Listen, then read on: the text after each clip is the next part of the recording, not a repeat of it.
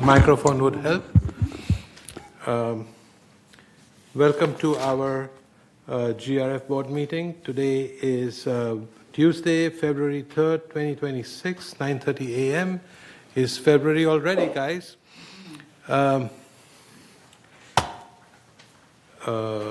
Welcome. I would like to introduce two of our latest board members. With that, we have a full complement of 11 board members. We have Bunny Carpenter here and John Cornell, the newly elected board members. So welcome, you guys. We're going to put you to work and make you work harder and harder. Thank you. Okay. So the other things that I want to just, or actually I'm missing that point. We have to do a pledge of allegiance. Mr. Rosa, Director Rosa is not here, so, but Director Costello, thank you for filling in. Please stand. I pledge allegiance to the flag of the United States of America and to the republic for which it stands, one nation, under God, indivisible, with liberty and justice for all. Thank you. Please be seated. I wonder if there's any media in the room. I guess not, but they may be lurking somewhere in the clouds. Let's approve the agenda. Point of order, Kush. Chair. Pardon? There are several items on the closed meeting agenda that belong on the open meeting agenda. And I'd like to make a motion to move those items from the closed agenda to the open agenda. I'm referring on the closed agenda to item 5, chairman comments regarding the GRF facility tour. That should be an open discussion. Item 9A, discussion of recent town hall. That should be in an open discussion. Item 9B, board consideration of a directive to modify page numbering. Should be in an open meeting. And item 8A, VMS agreement motion to approve. I make a motion that those be moved to the open meeting and scratched from the closed meeting. Do we have a second? There's no second. That may be fine. At the closed meeting, I will ask, going in the records, that we're covering stuff in the closed meeting that is not legally allowed. But I've made my motion and I brought it to the board's direction. Thank you. Excuse me. Hey, 1 second. Yeah.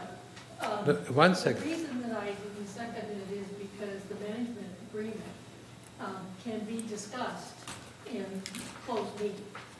And then after it's discussed and you come to conclusion is how you want it worded, then you bring it to the open meeting, but not before. It's a procedural point. Thank you Yeah. for that. Did you understand? I beg to disagree. These are items that don't belong in a closed meeting. They aren't legal. They're not disciplinary. They're not contract negotiations. And I can't override the board. The VMS management agreement is a corporate agreement. It is to be in closed session, just as the VMS board meetings are not available to the public. Therefore, it's in closed session. The discussion of town halls is not an update of the most recent town halls that were discussed. It's to go over what you guys would like to discuss at the next town hall, as well as who you'd like to assign for topics on the upcoming Village Breeze articles. This is something that the other boards discuss in their closed session meetings as well. Well, my understanding is that when we approve a contract, that's done in open session. Please correct me if I'm wrong. In this case, you are wrong because it's a corporate agreement with a private company. So we're keeping that approval from the residents because it's between VMS and the board. Let me show, I requested it go into minutes that I disagree that it's a contract between GRF and VMS we should be voted on in the open meeting. It's not a contract between GRF and VMS. This is something else. So please, we'll discuss that in the closed and bring you up to date. Well, Because we haven't I'll got- say it again, We don't have a that contract. we're violating the rules for a closed meeting. I've said it. Thank you. Okay. So where were we? Approval of the agenda. I would like to request that from the consent calendar, we pull the committee assignments because we don't have them set up. Since on Friday, we had 2 new board members and we need to assign their committee assignments. So let's pull that off the consent calendar. I request that. That's item 11B. Huh? That's item 11. That's item No, 10B. 10B. Okay, Okay, I move that we approve the agenda as amended. thank you. I second. Second, all in favor? If there is no, so it's approved. Next item is approval of the minutes from the January 6th and January 15th. Do I have a motion for that? I move. Thank you. I second. Thank you. Carmen seconds. There is no discussion, then the item is approved. Report of the chair, and today there will be also a report from the first vice president. So we want to move forward with the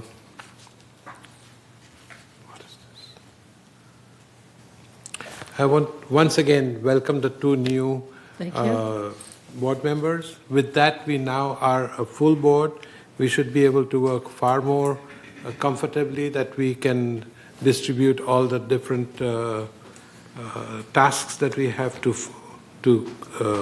control and follow.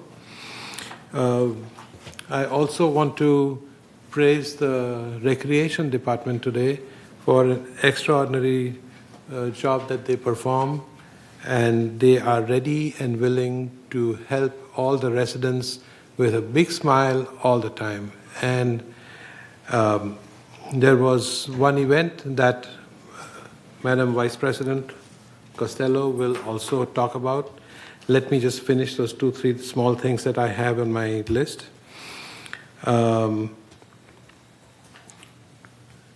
I've been informed by some of the residents that when they are here in the community center coming to do their little business, they find that there are people who are speeding as if this was in a racetrack area. So please, this is my urge to all the residents that control yourself. If you want to speed, get on the freeway and flare your car out. Also, this month is Valentine's Day. If you haven't seen this flyer, find it in any of the clubhouses and take your Valentine for a dance. This is my favorite thing in the year. So go enjoy, go for a dance, go for a dinner, and have a fun time. And Madam, do you want to talk a little further about something nice? I do. Ladies and gentlemen, we have a hero among us, and I'd like to bring him up and have him be recognized. Matt, would you please come and join us at the podium? And I'll explain why Matt is here. This is lifeguard Matt, everybody, Matt Dat. We often picture heroes as larger-than-life figures, capes, medals, headlines, dramatic moments that change everything in an instant. But real life doesn't look like that. Most of the time, heroism is quiet. It's ordinary. It shows up in small, steady ways that don't make the news. There's a saying, it takes a village. And the longer I live, the more I realize that's very true. Because none of us lives alone, and no man is an island. Every one of us is standing here today because someone showed up for us. Someone responded. Someone stayed. Someone helped us when they didn't have to. And that's heroism. It's not glory and it's not applause. It's service. So why am I telling you this? Last week at Clubhouse 1, an act of heroism was performed, and a life was saved. Not by a superhero, but by people, plain, ordinary people, who saw a resident in danger and responded in the moment. Today, we want to acknowledge the professionalism and quick response of Premier Aquatics lifeguard Matt Datt during a medical emergency at Pool 1 on Wednesday, January 28th. While we cannot share the details of the individual involved or the medical situation, we felt it was appropriate to recognize the response itself. Matt identified a person in distress in the pool and acted immediately. He entered the pool and, with the help of another resident, Michael Munson, removed the gentleman and initiated life-saving measures while the fellow resident, Dennis Murphy, contacted 911 emergency services. Matt remained with the resident and continued care until Orange County Fire Authority arrived and assumed responsibility. So a little bit about Matt. Matt's been with Premier Aquatics since 2021 and is trained to respond to emergencies exactly like this. Emergencies can happen without warning, and rapid response in the first moments are critical. And this incident demonstrates why trained lifeguards are on deck whenever pools are open. A little bit about Premier Aquatics. Premier Aquatics provides ongoing training, certification, and quality assurance for its lifeguards. Mike Scott, Premier's Director of Quality Assurance, is present today in support and oversight of that program. The coordination between the on-site staff and OC Fire Authority reflects established emergency protocols. Matt Datt, Michael Munson, Dennis Murphy. These people may never call themselves heroes, but that's exactly what they are. Because heroism isn't about recognition, it's about responsibility. It's about choosing to care, choosing to step up, choosing to say, I'll help, instead of, that's not my problem. Our village works when everyone carries a small piece of the load. So today, let's recognize the everyday heroes around us, and let's challenge ourselves to be one as well. Not someday, not when it's convenient, but now. Because the simple truth is, someone out there is counting on you the same way you count on someone else. And that's how villages and communities are built. We are grateful for the calm, decisive actions taken by Matt and the others in a high-stress situation, and our thoughts remain with the resident and their family.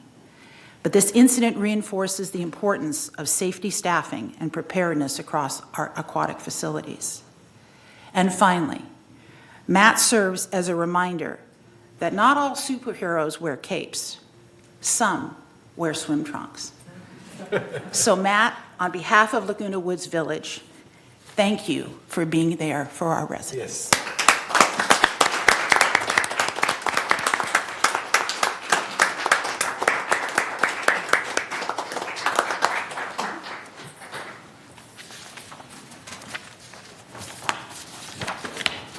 Thank you, Matt. Appreciate it. And thank you to the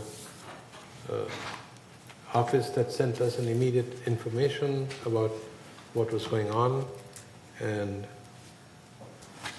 we were being updated constantly through Shaban's office. Thank you.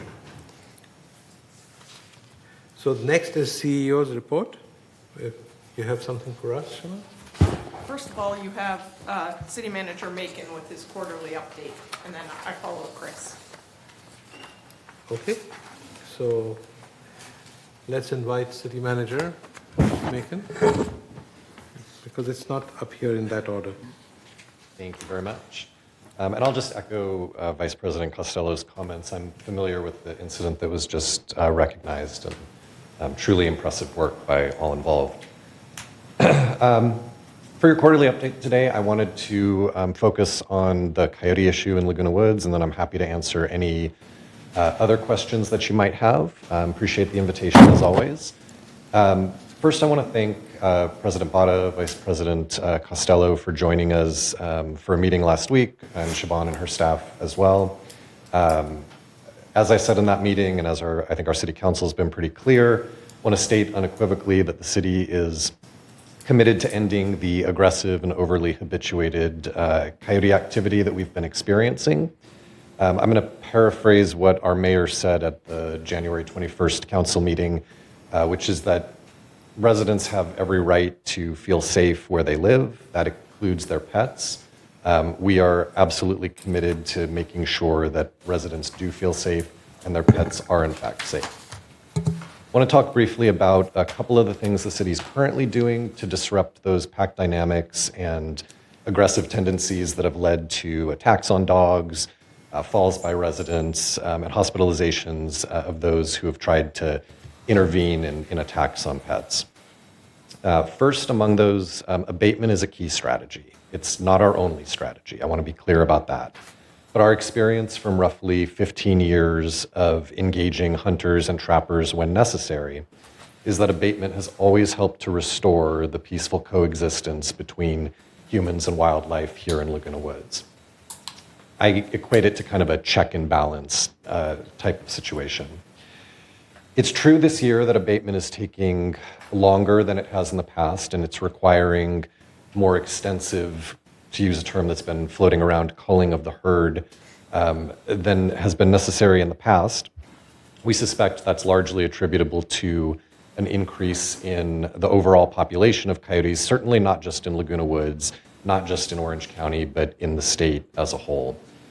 Whatever the cause, I want to assure you that abatement will continue until coexistence, peaceful coexistence, is restored. There's absolutely no truth to the rumor that the city has either stopped that or has plans to stop that anywhere short of things getting back in balance. I also want to mention enhanced hazing. We recognize that noisemakers, lights, making yourself large, throwing rocks has diminished in its effectiveness against the coyotes currently in the greater Laguna Woods area. Our animal services officers are already equipped with, and your security staff, security supervisors will shortly be equipped with compressed air devices that deploy non-lethal, high-velocity water pellets. We are looking forward to working with security to increase the use of that enhanced hazing.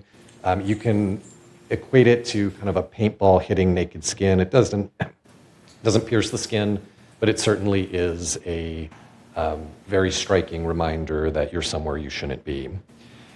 I also want to mention vegetation management. I want to credit your landscape department with being good partners with us in timely responding to requests that we've made to modify landscaping to reduce coyote habitat, whether that's denning or layups where coyotes frequent during the day. Our animal services officers and code enforcement officers will continue to flag those areas of vegetation, and again, we appreciate all of Landscape's efforts to be responsive to those. While I'm here, I also want to encourage residents to please continue to report instances of wildlife feeding to the city. You can do that by calling City Hall. There's a direct number, 949-639-0501. You can email us at code@cityoflagunawoods.org. However you get in touch with us, the root of the problem is this. In recent weeks, we have received reports of meat being left out in common areas, soup bones being left out in common areas, large quantities of dog kibble being placed in planters in common areas. To be clear, wildlife feeding is dangerous for all involved. It's dangerous for the person doing the feeding. It's dangerous for the people living in areas that coyote and wildlife then frequent more often because they are in search of human food. And it's dangerous to the animal itself. Wild animals need wild diets. They certainly don't need our diets. So feeding wildlife, it violates both local law and state law. It will be enforced as such. And again, if residents can reach out to City Hall in any way that you can, if you're aware of wildlife feeding going on or you even suspect it, we will follow up on it. And if there's truth and merit to it, we will take the appropriate enforcement action. So I recognize that you probably have questions either on that subject or others, so I didn't want to belabor my presentation today. If there's anything I can answer for you or any way that the city can be useful, please let me know. Thank you, Chris. truly appreciate you coming, first of all, and giving us this wonderful update. Is there anybody who'd like to ask the city manager a question? I always appreciate being here. Thank you for having me. I suppose everybody is updated and no further questions. If you have any questions, you know where to find me. Of course, yes. Thank you, everyone. Enjoy the rest of your meeting. Thank you, and see you soon sometime. Yeah, thank you. All right. I know, I've seen it. Yeah. Next is the CEO's report. Thank you, President Botta. Honorable members of the board, welcome to our new members. And it's my pleasure this morning to give you an update on items in our community. The first thing I do want to reiterate is what Chris Macon, our city manager, just said. We want to remind residents to please report coyote incidents where they've seen the coyotes. This is critical to coyote mitigation. This reporting allows animal services to identify and target hot spots in our community. They move around, and we'd like to know what are the hot spots. To do this, please contact the non-emergency coyote hotline by telephone at 949-639-0501, and you leave a message with your location information. You may also email coyotes@lagunabeachcity.net. And again, using the hotline keeps Laguna Beach Police Dispatch available for emergencies while capturing the most important wildlife activity. So we thank you for your assistance with this. I'd also like to provide an update on Clubhouse 4, please. If you'll remember, on December 15th, there was a fire in Clubhouse 4 in the wood shop. The sprinklers fortunately contained the damage. The fire and water damage, though, disrupted operations. Cleanup and demolition immediately followed. The cleanup is now complete and the reconstruction phase is underway. Containment is installed so the reconstruction can take place while the rest of the wood shop reopened during repairs. Final testing is scheduled for this week with a full reopening planned for February 6th. We also want to remind residents that the resident portal is available to perform services offered by resident services. This includes reviewing your vehicle information, submitting and tracking maintenance requests with real-time updates, viewing account balances and making secure online payments, verifying your contact information, using links to recreation calendars, board meetings, and maintenance schedules, and accessing external booking tools for tee times at the golf course, guest registrations, and facility reservations. To access the resident portal, please visit portal.lagunawoodsvillage.com or click the yellow resident login at the top of the lagunawoodsvillage.com homepage. The portal does include a built-in tutorial for those who are new users, and it helps walk you through each page and feature step-by-step. In terms of the Ting Fiber project, the pre-wire and installation milestones through the next 4 quarters are shown on the screen before you. As of January 31st, we have 1,944 pre-wires completed and 1,644 installations completed. We are on target to meet the March 31st milestone. This is the end of quarter 1. As a reminder, installations are not intended to progress at a uniform rate. The project is a phased approach, which allowed for initial issue resolution and process refinement, followed by planned scale-up. Additional installation teams are being deployed to support the increased volume as we move forward. We also want to remind residents about residential fire safety. Since the village has experienced 3 stovetop fire calls in the last month or so, necessitating a fire department response. These are photos from the recent fire responses. Fortunately, there was no structural damage. As a reminder from the Orange County Fire Authority, fire extinguishers can help fires from escalating if you have the right kind at the right place at the right time. Keep one near your kitchen, where most common house fires start. Store another near your home exits. Per OCFA, multi-purpose ABC fire extinguishers are recommended for home use. A means the device can extinguish fires from wood, cotton, and cloth. B fights fires from flammable liquids like cooking spray. C will extinguish fires resulting from live electricity. Per the fire authority, use the pass technique for using an extinguisher. P, pull the pin. A, aim at the base of the fire. S, squeeze the lever slowly. And S, sweep from side to side. You can visit the ocfa.org website for fire extinguisher and home safety information. There's an instructional video on how to use a fire extinguisher and many safety flyers available in a variety of languages. And always call 911 to ensure you have a clear exit route before using an extinguisher. And lastly, the 2026 Village Games are approaching. They take place beginning on Monday, April 6th through April 30th. Registration begins on Tuesday, February 17th. The fee is $15 for one event and $5 for each additional event. You may call Recreation at 949-268-2275 or email recreation@vmsinc.org for further information. Thank you so much for your time this morning. Thank you, Siobhan. Appreciate it. We've finished our CEO report, quarterly city manager. Okay. Before we get to the open forum, which is a 3-minute per person to speak, I want to reiterate that calling the Coyote hotline is important, although people will think that it takes 30, 40 minutes for the people to show up, but every time you report, that gets into a database that there is a reason why you are making this call, and that increases the abatement that the city is following. We need that reporting done on a regular basis. So don't feel shy, or what's the correct word for it, not to call, all right? That this is going to be wasted. It's not. We need abatement for this problem and stay safe.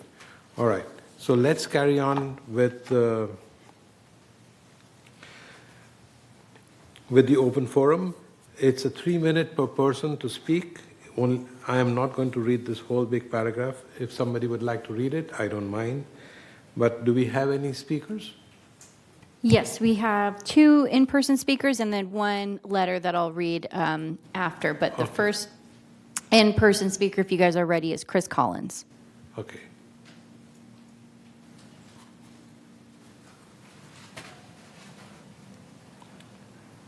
Morning, Chris. Morning.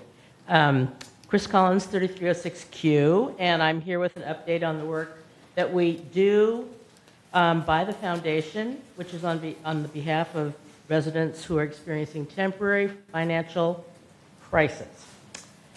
A New Year's resolution. Probably the one that maybe is a little unusual, but probably most important, and that is protect your hearing. If you've been turning up the TV, asking people to repeat themselves or avoid conversations because it's tiring to keep up, it may be time to act, and finances should not stop you. Hearing changes slowly. We adapt without noticing, but untreated hearing loss has real consequences. Studies from leading medical researchers show it increases the risk of dementia, contributes to social isolation, and affects balance and mental sharpness. Treating hearing loss is one of the most protective things that you can do for long-term brain health. So you can start to it today by taking quick, free online hearing screenings right in your own home. Here are 2 options. One is Hearing Life, which is hearinglife.com/free online hearing test, or Audicus, which is audicus.com/hearing test. If the results raise concerns, please follow up with a licensed hearing professional. If cost is preventing you from hearing aids, there's help. The Foundation of Laguna Woods Village is once again offering free hearing aids for residents who qualify financially through the Social Services Department. This remarkable opportunity is possible because of generous grants from Memorial Care and a new one, which is from the Samueli Foundation Breakaway Fund. Funds are available through October 2026 or until they are fully used. So the way to start, first of all, call social services at 949-597-4267. Schedule an appointment to see if you qualify, and know that all applications are strictly confidential. Even if your insurance pays part of the cost, you may still be eligible for help, and you must be a village resident to participate. The new year is a perfect time to take care of yourself. Better hearing keeps you connected, confident, and fully present in the moment that matters. So for more information, you can visit the foundation of LagunaWoodsVillage.org, or you can email us at thefoundationlwv@gmail.com. Let 2026 be the year that you hear life clearly. Thank you, Chris. Next speaker is Beth Parak.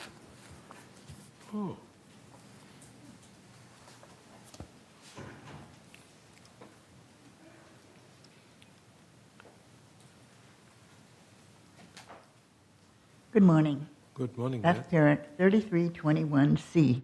I'm here representing the History Center, and I want to share a few little tidbits about Ross Cortese, who was the founder of our community. He was a high school dropout. He worked in a fruit stand, and then he studied real estate with his dad. He was a quick learner. He learned how to flip houses, and by the 1950s, he had built a community of 3,800 Ross Moore community. And then he decided, okay, we're going to move on. In 1961, Seal Beach Leisure World. And then he decided, I need to learn a little bit more about what you do with communities for elder people. What are their needs and what can I do? So he went to the USC, the newly developed Department of Gerontology, and studied there and did his research and came up with some unique ideas. And, well, one of the ideas, which was his very own, was to have model houses in the community. Another idea was to survey the residents' needs. And then, and most important to us in this room right now, he said, our communities should be governed by the homeowners, and that's what's happening right here. So his vision was a total way of life in Leisure World, centered around three pieces: religion, medical care, and recreation. And he was devoted to those three pieces. I'm going to just tell you a little bit about the churches. Cortese offered to deed property outside of the walls in Leisure World to churches. He had two criteria. Number one criteria was that you had to have at least 100 members in your congregation. And number two was that you would begin construction within 2 years. He looked at El Toro Road and said, good place to build a lot of houses. People can walk there. He hired a director of religious activities to be able to coordinate all this because church people were going to be wanting to be able to build there.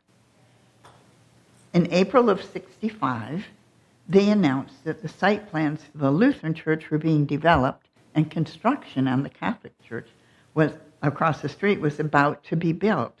That was in May of 1965. Groundbreaking began in December of 1965 for St. Nicholas Parish, and in 1967, they had the ceremony of opening and completion of development of the first church here on one of the sites that was given by Cortese. So by 1969, the Jewish Synagogue, Catholic Church, Methodist Church, First Baptist, Christian Science, Lutheran, Presbyterian, and religious science churches of worship had been built. Over the years, we've had many ecumenical services here. Beth, your time has expired, but I'll give you 30 more seconds to finish, if you don't mind. Over the years, many ecumenical services have been held, and in the next few years, I know that we are going to be seeing a lot of different churches celebrating their 60 years. The first one, St. Nicholas Church, was the first to be built, and in 2025, the entire year they celebrated, and at the end published a book about those 60 years, which is a gift of Ross Cartesi of this property. Thank you. Thank you so much. It was very informative, and we appreciate it. Thank you. Next speaker is, I apologize if I mispronounce your name, Mohsen Sabari. Good morning.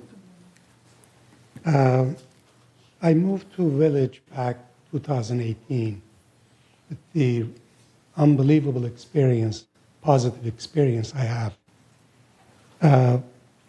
I signed up for Garden Plot and Garden Center 1. And since 2020, I'm having a little bit of issue with the contract that I signed up.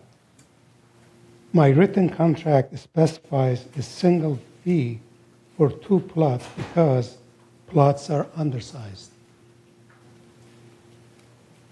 Understood and expected that they might contract remains in force until I stop gardening in the plot. Excuse me. If this is split, the 2 plots will significantly undersized, but they want to charge the same as the size of the plot. I have put lots of time into my garden plot.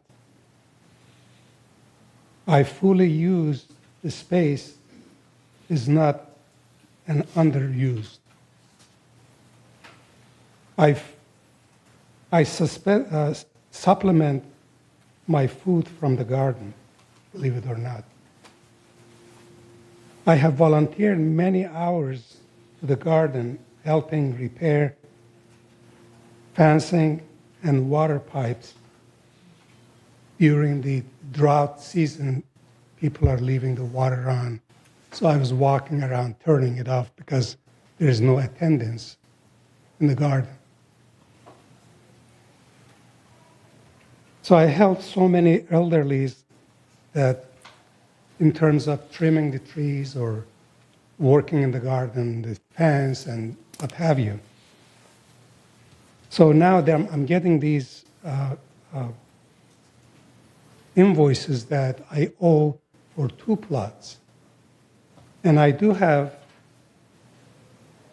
written contract from previous director of the garden that I have a bunch of copies. If you're interested, I'll leave it with you. So I just want to resolve this issue as soon as possible. That way it leaves me back to my enjoyable recreation center, basically. That's what it is. And so I leave it the way it is until you folks decide what should I do or not. Thank you. Thank you. Is there somebody else? There is one letter that I received from Diane Phelps that she requested for me to read. I believe she's acting on behalf of the Village Community Fund. She stated, I wish I could be there in person to tell you about some exciting upcoming fundraising events put on by 2 Laguna Woods Village clubs that are working with the Village Community Fund. The first is the Village Reads Club. The book has been selected for the Community Reads event, The Instrumentalist by Harriet Constable. The book discussion and exploration will be held in Clubhouse 7 on April 18th from 12:45 to 4 p.m. It will be an exciting afternoon filled with book discussion, music, and fun. The purpose of a Community Reads event is to unite residents by encouraging them to read and discuss a single, specially selected book. Such events are held by various groups across the county. We are lucky to have a club in Laguna Woods Village that holds annual events to give us all something common to talk about. The event is open to all Laguna Woods Village residents. For more information or to reserve your $10 ticket for the event, contact the Village Reads Club at lwv@gmail.com, or find their webpage on the Laguna Woods Village website. In addition, if you want to make a charitable donation to support the event in the Village Reads Club, please go to the Village Community Fund website. The second club I want to mention is the Camera Club. They have 4 amazing fundraising events planned with world-renowned photographer and videographer Todd Gustafson.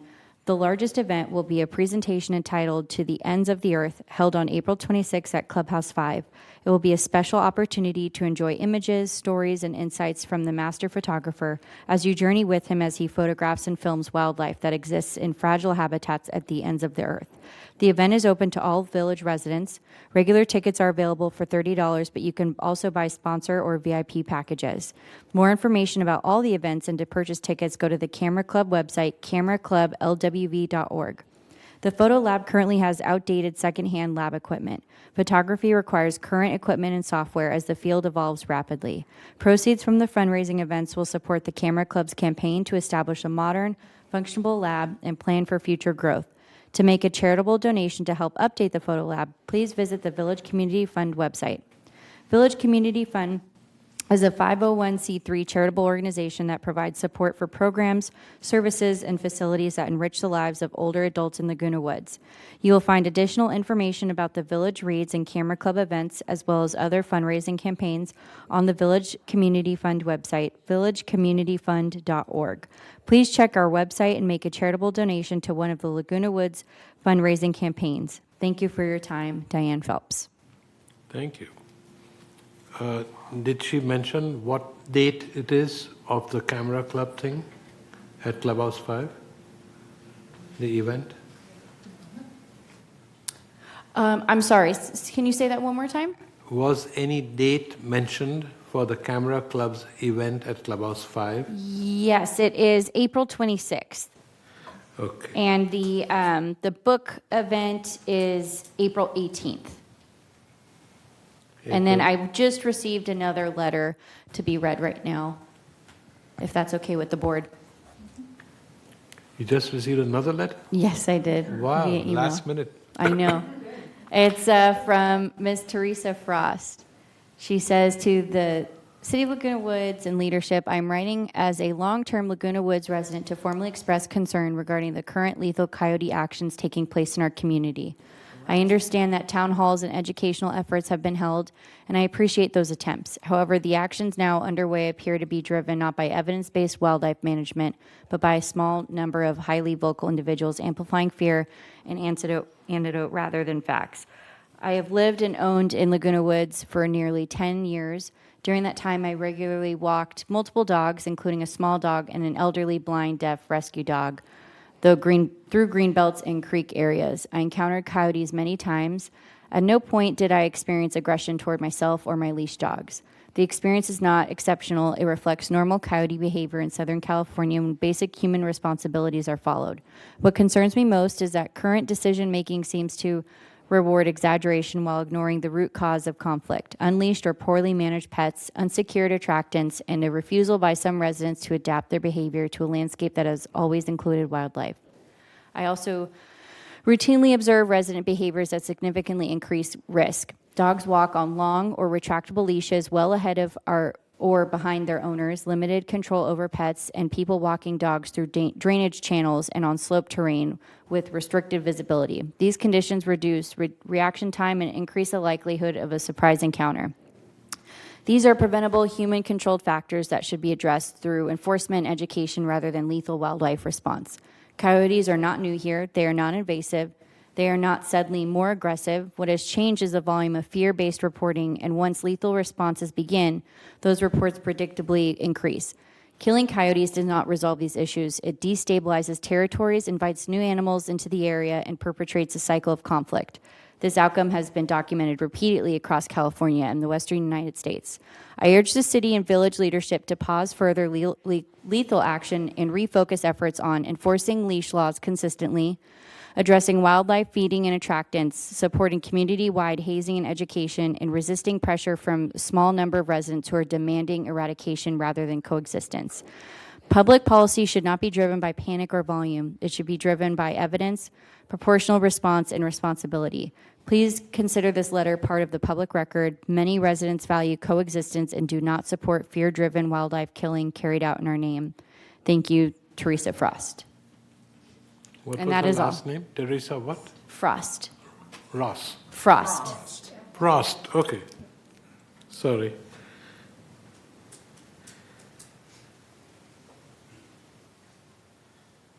Got it. Okay, it's time to respond to this open forum speakers.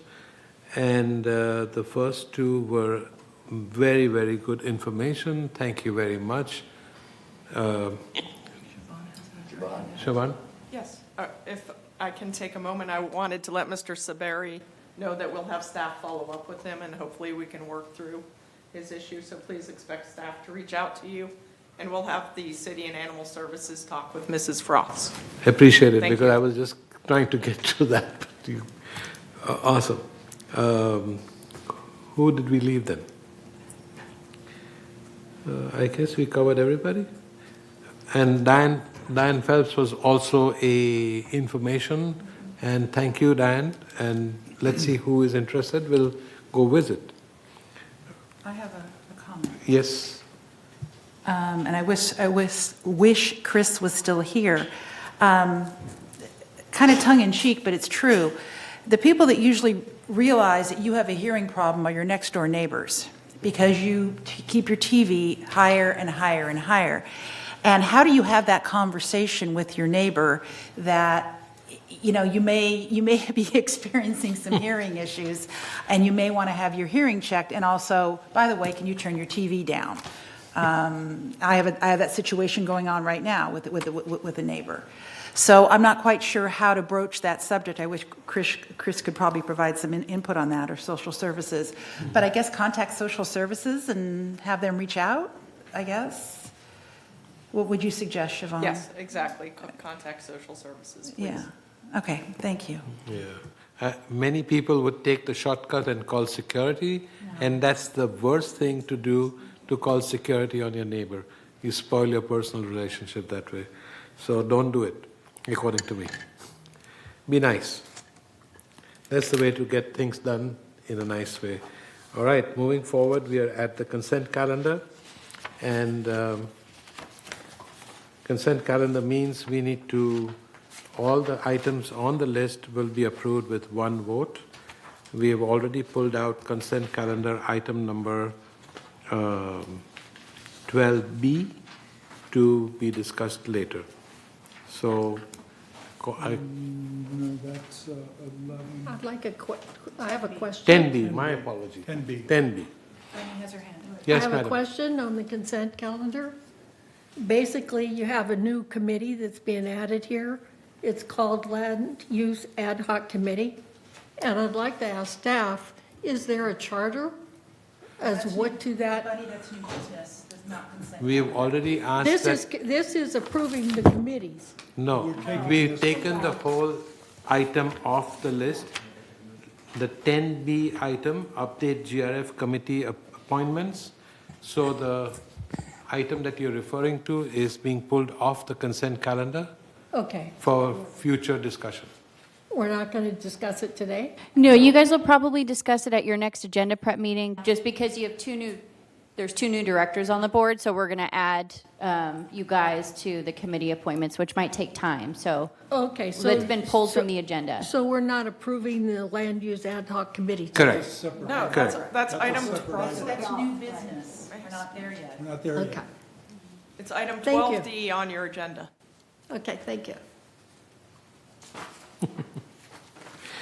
Okay. So, can I get a motion to approve the consent calendar? Anybody? Thank you. Mickey seconds. If there is no objection, then the consent calendar is approved. Thank you. 11A. Entertain a motion to approve updates to the recreation room rental fee.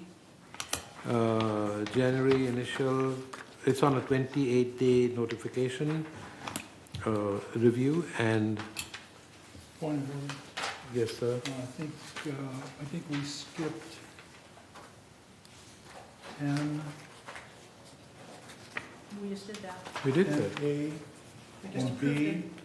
That's removed? No, Okay, thank We- you, sorry. we took care of it. Thank you. All right, so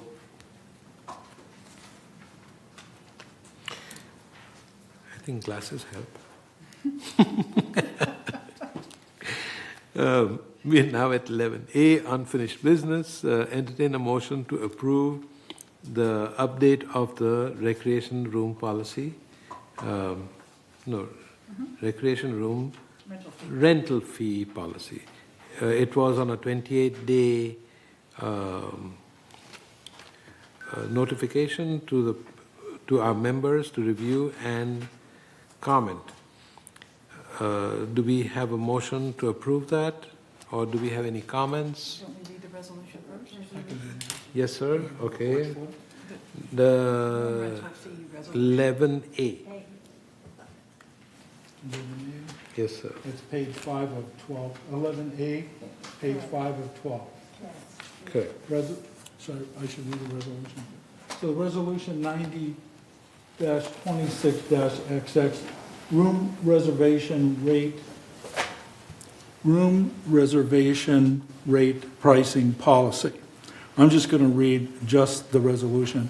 Whereas, according to Resolution 90-12-132, which established guidelines for shared costs and fees, certain fees can be imposed upon users of various recreational facilities in order to control crowding, to minimize overusage, and to recover operating costs. And whereas the board periodically reviews fees as part of the business planning process to determine adequacy of revenue and shared costs. And now and therefore be it resolved, February 3, 2026, that the Board of Directors of this corporation hereby adopts the following revisions to the room reservation rate pricing policy.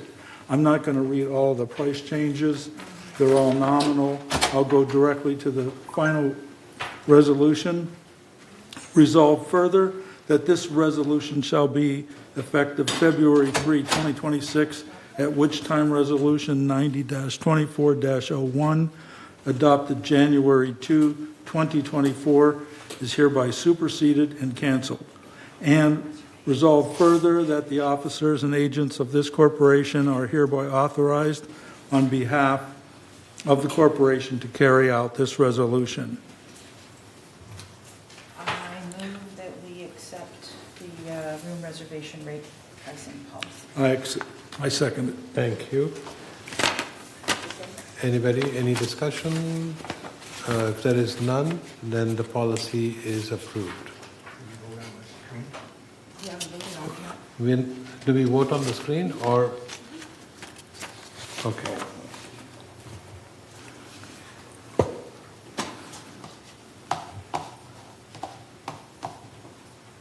Will it take my finger? Yeah, you're there. Use your finger. Yeah, Yeah, you can use your finger or the mouse. not the mallet.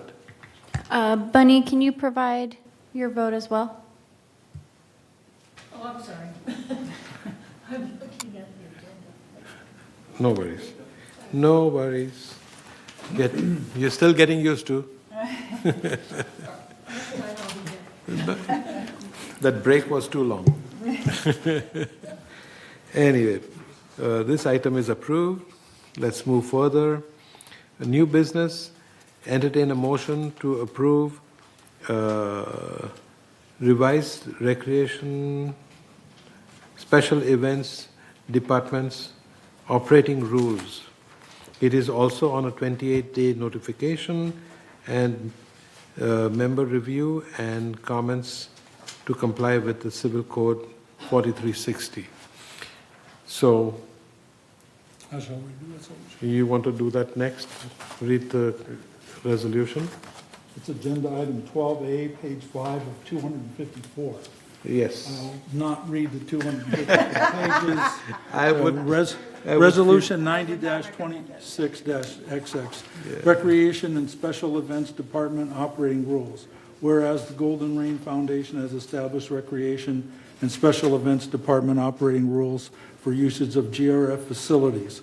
And whereas the Recreation and Special Events Department oversees the use of GRF facilities, and whereas the Community Activity Committee recommends the amendments to the Recreation and Special Events Department operating rules, and whereas on January 8th, 2026, the Community Activities Committee reviewed and recommended the approval of the Recreation and Special Events operating rules with the edit included.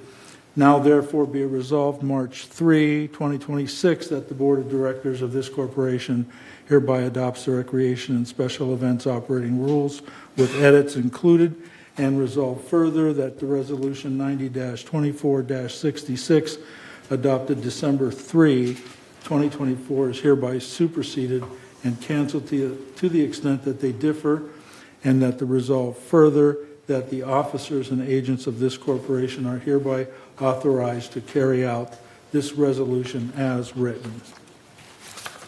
Okay. Do I hear? I make a motion to approve the. Thank you, Martin. Do I hear a resolution. second? Bunny seconds. Thank you. I want discussion, there needs to be some change. Okay. Okay, I did second it. Okay, Mickey seconds. Bunny, you have a question? Discussion. Discussion? So basically, we're looking at, and I want to confirm, we're looking at. Please use your microphone. We're looking at the operating rules. Correct. Correct. Okay. So I went through all of the operating rules and I found that there needs to be some changes in some of them. Okay, especially the bar. It talks about that you can be, ID is required for over 30 years of old. Could you So- refer to a page number, please? Page number.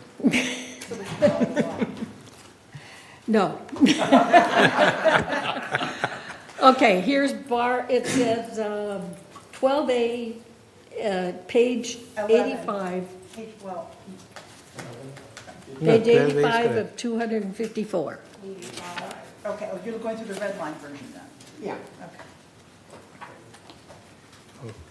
Okay, so 80. it says, patrons who appear under the age of 30 will be asked to show ID before purchasing an alcoholic beverage. I'm asking if that age of 30 is a typo. Which line is that? A, B, C, D? G, G? yes. I think definitely it is a typo because the state law says, It was not changed. Come on down. Yeah, I mean, It was not changed. This was as was written. Good morning. That's just standard language that's used for all people checking for ID. It happens in grocery stores, so it happens in Laguna Woods Village too. the age of 30 is what I'm Yes. questioning. Yes, it's just a standard age that's given. Anyone that appears to be younger than the age of 30, we are going to ask for your identification. We do get residents, we get guests of residents. So it's just an age that's used across the board. Really? Yes. And because my thinking, it should be the state law, it's like 21. But why are we choosing? Because some 21-year-olds look older, some look younger. It's just a general, as not to offend the people that are of age or, and to be consistent underage, so. Okay. Appreciate it if somebody carded me. Please card me. Okay, please there wear was- makeup, I would And I say. have another one. And, okay. Okay, any other? On the operating rules, and it's a typo for Clubhouse 4, Page number? and that's page 99 of 254. Page 99. So it says 3A, non-resident student R. So, Which line? The S is still there. It's in black. okay, it's in black but red. Oh, non-resident students are, okay. So the other one that I have a question about is GRF operating rules, pools, hot pools, and locker rooms. And that's page 159 to 254, of 254, 159. 159, okay, let's So get there it first. talks about, it's 9A, okay? And it says inflatables are not permitted. Well, inflatables are used for children, and we allow children to swim in Clubhouse 2, and during the summer, it's Clubhouse 6 pool, and where the young children use inflatables. So I'm wondering if we should reword it and basically say, with the exception of children. We actually do not allow inflatables for the children either. They are unsafe because you can't see if somebody were to slide off them or under. So we don't allow inflatables for the children's swim either. Even for 4-year-olds or 5-year-olds? No. Nothing. Yeah, that is recommended by our lifeguard, Premier Lifeguard Services, Okay. because it does limit the visibility if somebody were to slide or fall off them. Okay, all right, thank you. So if the children are in the pool, then they should be accompanied by an adult? Absolutely, yes. So instead of the inflatable, you have an adult accompanying the child? We just don't allow the inflatables across the board because they just limit the visibility, especially at Pool 6. It's a smaller pool. A lot of kids go in. You could see if somebody were to fall off one and you have a bunch of inflatables, it's going to limit your visibility under the Got water. it. Okay, thank you. That's good to know.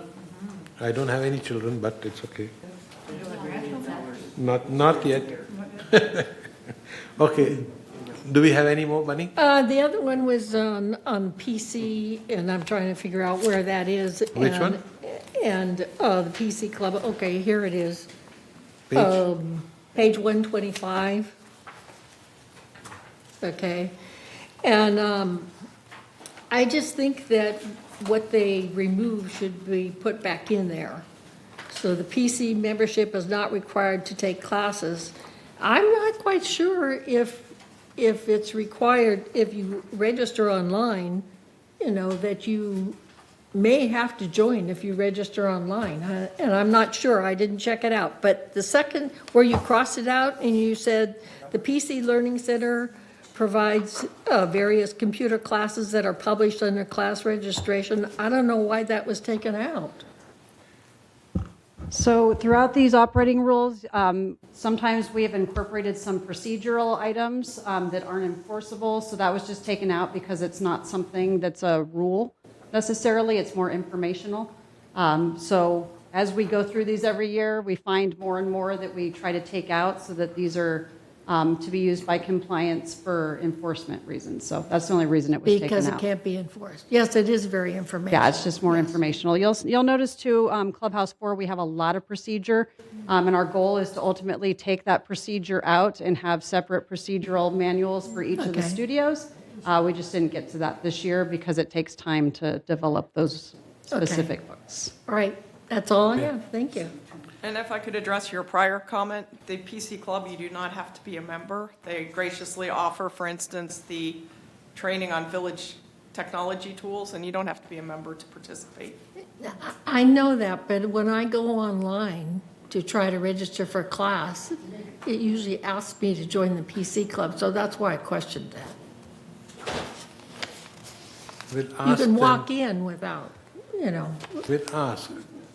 That's the only thing we can do is the rule should be what it should be, but we cannot profess that without going up and talking to the PC Club. I know that. Yeah. Yeah. So anybody else has any? John, you have a hand? On page 110, this concerns the Camera Club. I think it concerns everybody in Clubhouse 4. You state that schedule must go with the Recreation Department approval. Say it again. Would that not also be John, what number, what line? Number on the page. What number on the page? 110. 5, 6, 8, whatever that is? It's about 3/4 of the way down. Yeah, okay. 5, 6. Are you talking about where we have the final authority to determine safe procedures? Which one specifically? The Sorry. use of the multi-purpose photography studio classroom Must to be scheduled with the recreation. Correct. Right? Wouldn't Sabina have that information? As far as scheduling the classroom? Yeah. Yes. So is She is that part of the putting- special recreation and special events Okay, is that department. putting more work on you and your group here? No, it's just a general statement. You would still okay. go through Sabina for that. Okay, I just wanted to make sure it wasn't more work for you. Yeah, it's just a general statement. She's part of our Okay. collective team. Can this numbering be corrected or changed? It looks very confusing. It's redlined, so if you actually go to the clean copy, it would show the numbers, how they would appear in the final document. Okay. Cool. Is there anybody else who have any comments or suggestions or changes, recommendations? Yes, sir. I want to make a comment that this represents a lot of work that was put into making these edits, and I commend the Recreation Department for their service. Thank Well, you. thank you. We have a lot of help from our clubs and our users. Our CAC provided some valuable feedback as well, and Thank you. compliance and communications. So it's a big team effort. Thank you. Thank you. This is one of the most active department, and a lot of good stuff carries on in the recreation, and I truly recommend and commend all the things that they do. So with that, I ask for a approval.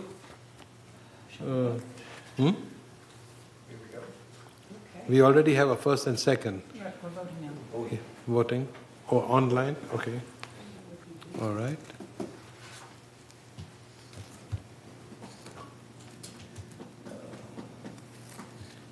Okay, is that in? All right. Yes. Martin, next time bring enough to share.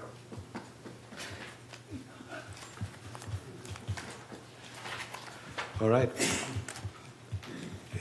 Did everybody vote?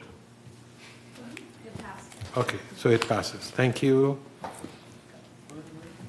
Where are we now? 12B. 12B.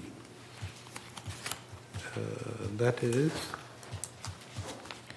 entertain a motion to approve and update the Select Audit Committee charter. Have we all read it?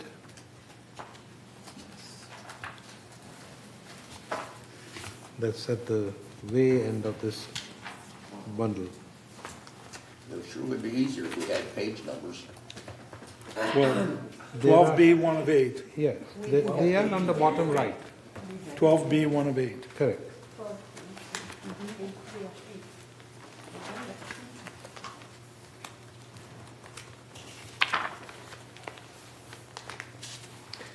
Okay. Do we have a motion to approve this? You want to read it? Yes. Mr. Secretary? Yes. Resolution 90-26-XX, Laguna Woods Village Corporation's Select Audit Ad Hoc Committee Charter. Resolved February 3rd, 2026, that the boards of directors of this corporation hereby assigns the duties and responsibilities of this Select Audit Ad Hoc Committee as follows. I'll just run through the mission. The purpose of the Select Audit Ad Hoc Committee is to assist the village corporation's oversight of the independent public accounting firm's qualifications and independence, the performance of the independent public accounting firm and its relationship with the managing agent's accounting function, the managing agent's responsibility to assure that there is in place an effective system of controls and reasonably designed to safeguard the assets, etc. Membership is determined by the corporate presidents, subject to approval by the respective boards. The Select Audit Ad Hoc Committee shall be comprised of the treasurer from each corporation and one at-large representative with audit or financial expertise from each corporation. The Select Ad Hoc Ad hoc committee member shall appoint a chair. Duties and responsibilities, the select ad hoc committee shall meet as often as determined and necessary to accomplish its duties and responsibilities. Direct the preparation of requests for proposal for the annual audits of the financial statements of the Laguna Woods Village corporations and recommend firms be engaged. And further resolved, I will skip those, the last portion of it. Further resolved, Resolution 90-15-11, adopted February 3, 20. That has to be an incorrect date on there. It says February 2015. Yes, Yes. it has to be updated. Superseded and canceled. Supersede and cancel that one. Resolve further that the officers and agents of this corporation are hereby authorized on behalf of the corporation to carry out this resolution. We call for a, I move that we accept the Yes. resolution of the Lakewood Village Corporation Select Audit Ad Hoc Committee Charter. do we have a second? Mickey, thank you. All, there is no objection, then it is discussion. I would just add a key element of that is putting, adding to that committee is the treasurer from Third and United. So you have a GRF, United, and Third treasurer and an additional representative from each of those organizations is one of the key changes to that. Okay, did everybody? It states in here, comprised of the treasurer from each corporation Yeah. Yes. and one at-large representative. So that's already in here. No, that was the key change in the resolution. It may be not highlighted, but that is why that resolution. Oh, I is see. revoted, Gotcha. is- I agree. Is to add Okay. the treasurers to Got it. the, Thank you. Thank you. Steve will explain. So I think you did a great job. So restating what he just commented on, the real key change is just adding the treasurers. So in the previous iteration of the charter, it was the treasurer from GRF, it was another delegate from GRF, and 2 members at large, 1 from each of the corporations. So this addition changes by adding the 2 treasurers from United and Third. That way it's consistent across the board. The biggest benefit that will come from this change, and I'm fully in favor of this, is communication to the board. So as things come from the audit committee, the treasurers are made aware of this information and can share those details with the board as they arise. Yeah, I think we need to make those changes, and as it stands, it's not shown that way in the committee assignments. So we will make those changes. Thank you. So we have a first and a second. If there are no objections, then this is approved. Thank you. Got a question. Oh, we have to vote here? Okay, sorry. I'm What are trying we to- voting on? I Huh? mean, the amendment or the original motion? This is the original. No, John, Jim was just outlining for everybody what the major change was here. Okay. So there's no amendment.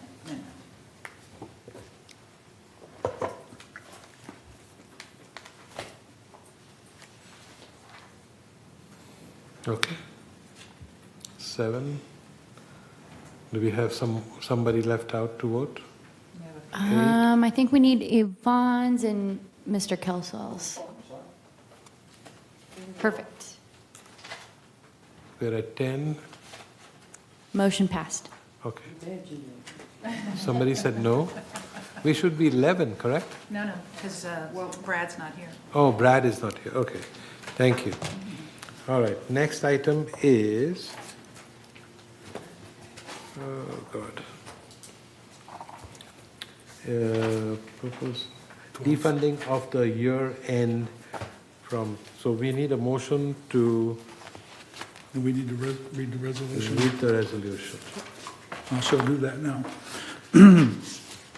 Resolution 90-26-XX, proposed defunding at year end. Whereas resolutions 90-23-49, 90-24-48, adopted and approved by the Capital Reserve Expenditures Plan of this corporation for the years 2024 and 2025. Whereas the department heads reviewed the reserve expenditures report and identified items eligible to be closed or funding reduced due to cost savings, and whereas the Golden Range Foundation recognizes the need to defund 8 reserve expenditures from the equipment fund and to defund 2 from the facilities fund on December 31, 2025. They are listed here. Now, therefore, be it resolved February 3, 2026, that the Board of Directors of this corporation hereby approves this resolution in accordance with the described reasoning. Further resolved that the officers and agents of this corporation are hereby authorized on behalf of the corporation to carry out the purpose of this resolution as written. All right. We ask that we approve this. I'm asking for this agenda item to be approved. First, Mickey. Second, Jeannie. If there are no objections, I'd yes. like to ask a question. Discussion. Discussion. Always Okay. have a question. Yeah. Okay. I was concerned that the mowers were removed, as not being needed by our golf courses, basically because, so many things were defunded before. And so my question is, do we really need these? And should we leave them in our budget, rather than defunding them? Our golf course is a main attraction, and that's why I'm asking. Sure. Thank you. Just as a preference for this process, this is our standard year-end defunding. So to Bunny's point, earlier in 2025, there was a significant number of capital plan assets that were defunded, whereas this is, again, just the standard year-end closeout of activities. With regards to the mowers, based upon an evaluation from the team, they decided that even though it was approved to purchase these mowers, they're currently using, the machines that they're currently using are providing the level of service necessary, and there's no need to purchase an additional machine. Okay, thank you. Mm-hmm. Anybody else have any question? Yes. My question is the lead time is so long on these mowers. If one goes on the fritz, play Sure. on words, then what do we do? Rent one? So that that was taken into consideration. When this capital plan, I believe it had to do with, this was going to be an extra one, and it was no longer needed. Okay. Anybody else have a question on this? Martin? Anybody? All right. Is it, I'm sure it's clear to everybody, but let me hear myself talk. When something's defunded, it remains in the reserve study. It's maybe moved out 2 or 3 years. I don't think because something is defunded, it disappears as an item that has to be dealt with at a later year. Great comment. The response would be, it depends. In the situation with the mowers, when we made the determination that this asset will not be needed because we already have one in place that's doing the job, we'll ensure that I'm going to call it a second mower, will not be included in the future plan. But you're correct. Most of these assets that we're defunding, it's due to the fact that, give me a moment while I back up a couple pages. Most of these assets are having to do with the fact, like the very first one on the list, Clubhouse 4 pool vacuum. We budgeted $10,000. We only spent $2,000, and we're done with the project. So we're defunding the remaining balance. That's the majority of these processes. And in those examples, yes, they will be on the future reserve plan going forward. Cool. Are we ready to vote? Ready? Okay, guys.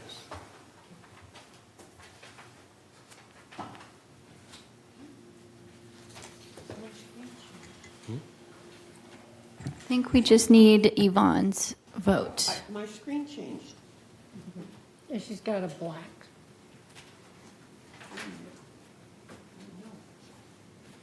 Uh-oh. Now you did it. I know. It's always something, right? I pushed yes, and that's what. Yeah. Motion passed. Thank you. All right. Who knew that I touched the wrong thing? Okay. Next item. 12D. Entertain a motion to approve the creation of the Land Use Ad Hoc Committee. Point of order, I would like to make a comment. Okay. This is not in the actual record yet, but I would like to add this concept of the ad hoc committee to our minutes. I've already given a copy to our corporate secretary. So regarding the GRF ad hoc committee, feasibility study on the highest and best use, it's called an HBU, of unimproved parcels. I am requesting the formation of a GRF ad hoc committee to conduct a feasibility study on the highest and best use of unimproved vacant land parcels within Laguna Woods Village for the purpose of evaluating potential long-term renewable revenue opportunities that may benefit the trust and its resident members. A key objective of this feasibility study is to establish a durable historical and governance record, one that does not disappear with changes in board composition or term limits. The study should become part of an institutional history of the trust and serve as a reference for future boards. The study should be neutral, comprehensive, and non-directive. Its purpose is to promote or favor a specific development concept, but to evaluate all responsible possibilities for highest and best use and potential revenue generation.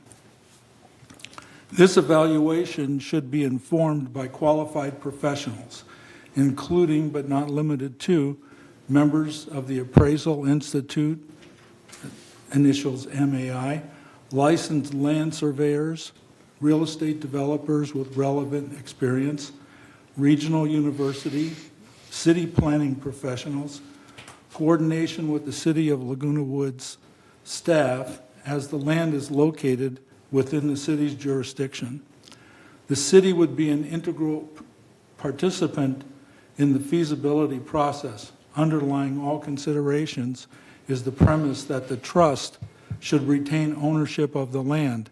However, the study may explore whether long-term land or ground leases could provide financial benefit without relinquishing ownership. It is equally important to clarify what this ad hoc committee is not. It does not recommend what should be built, if anything. It does not place the trust in the real estate business. It does not commit the trust or its members to any action.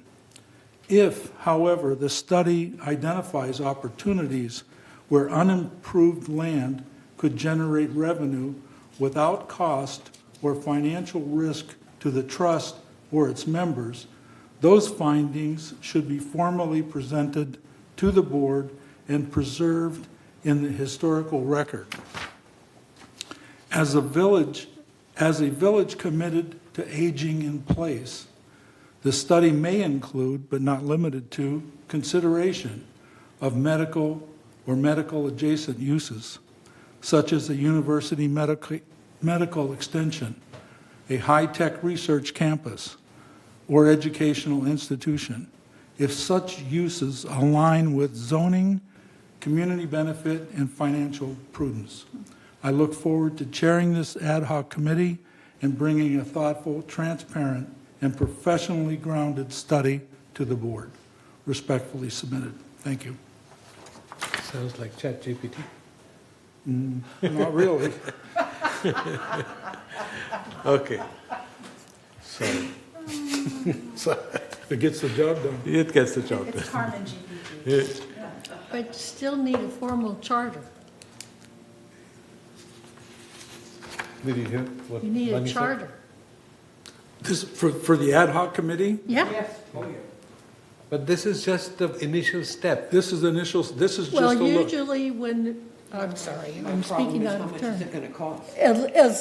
Usually when you form a committee, you provide the charter along with it so that the committee and the board knows what that committee is going to do. That's what this I is know, supposed to I do. know, but that would So- be in the charter. So this is the beginning of the ad hoc committee request. That's what I'm doing. Okay. Yes, Martin.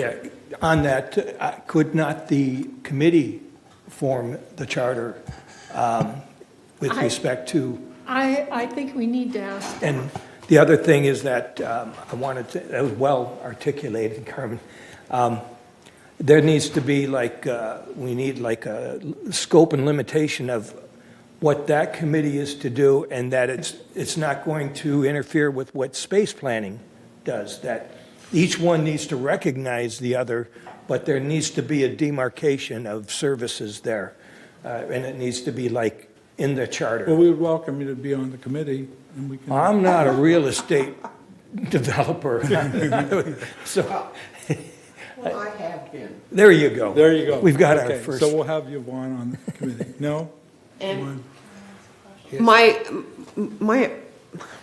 we don't, all the people that you're talking about that you want to get information from, that's going to cost a lot of money.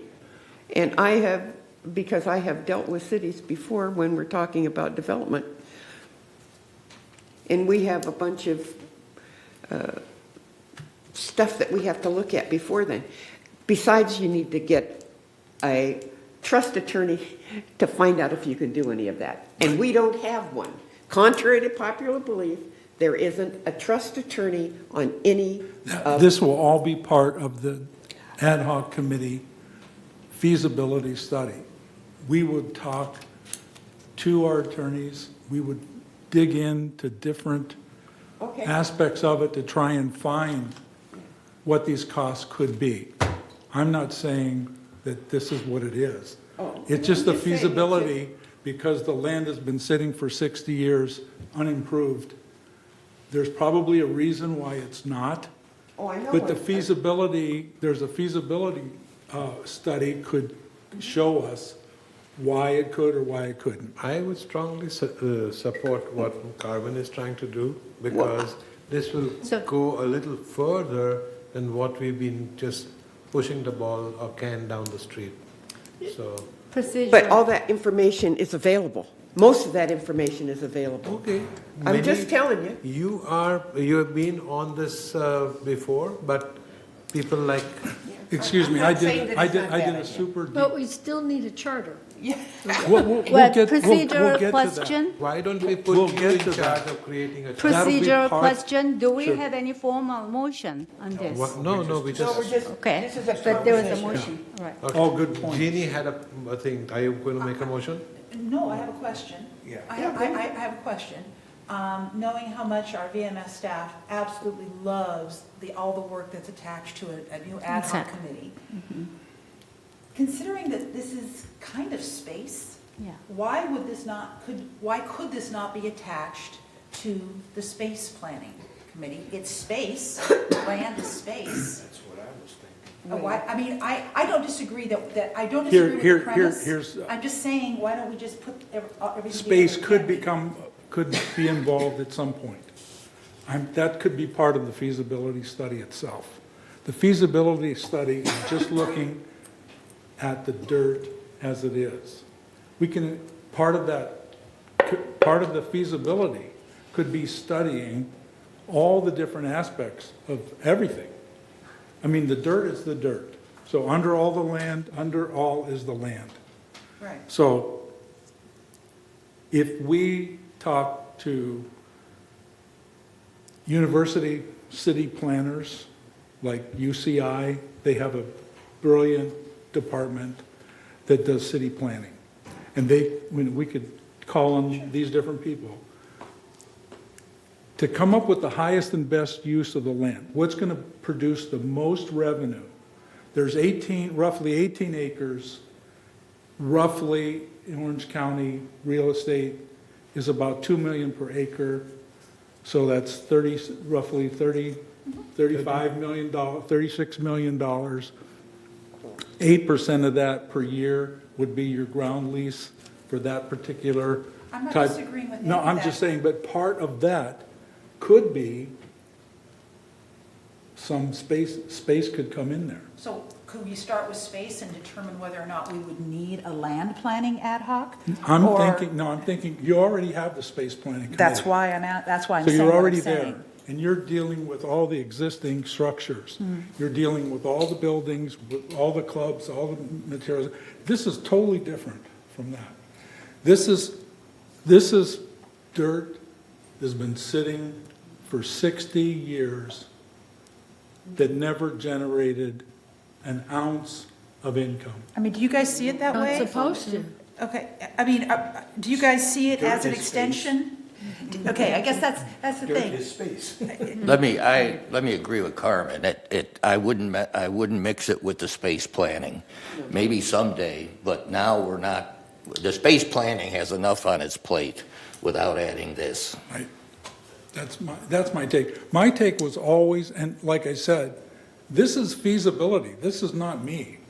We put 8 people in a room, and everybody's going to have different ideas, and then we can go out and say, these 3 people, you go talk to CBR, you talk to the highest rated real estate development company in the planet. Right down the street, we have Hogue, we have Providence, we have Memorial Care, we have super deep pockets and really large international corporations, that this is a drop in a bucket. They could put a building in, they could build it, lease the land from us, have us have some rental, either free space, we can negotiate all kinds of things. We've got 67 parking spaces here in the back that's sitting on property that's worth several millions of dollars.